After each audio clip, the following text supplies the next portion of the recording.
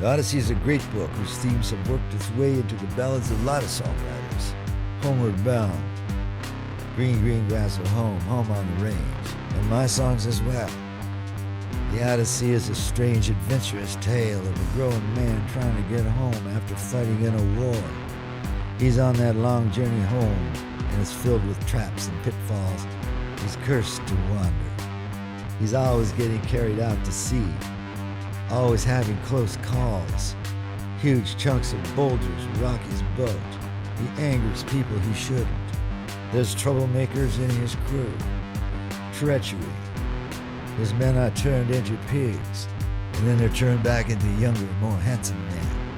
He's always trying to rescue somebody. He's a traveling man, but he's making a lot of stops. He's stranded on a desert island. He finds deserted caves and he hides in them. He meets giants that say, "I'll eat you last." And he escapes from giants.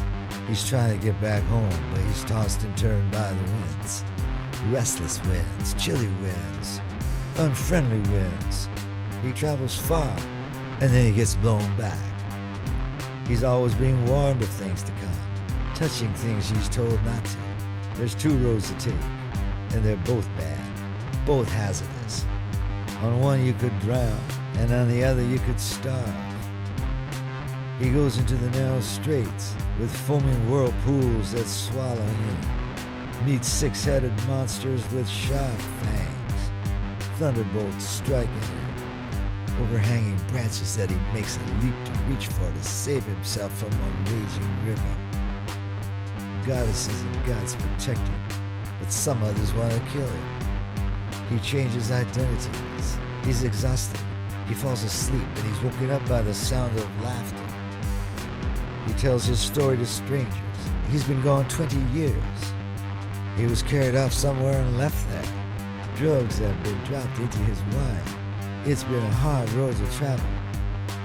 In a lot of ways, some of these same things have happened to you.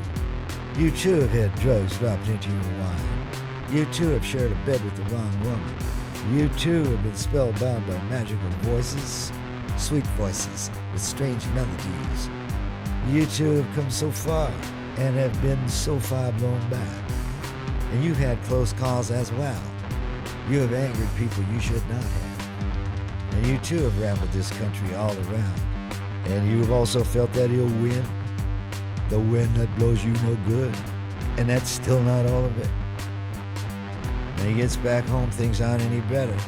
Scoundrels have moved in and are taking advantage of his wife's hospitality. And there's too many of them. And though he's greater than them all, and the best at everything, best carpenter, best hunter, best expert on animals, best seaman, his courage won't save him, but his trickery will. All these stragglers will have to pay for desecrating his palace.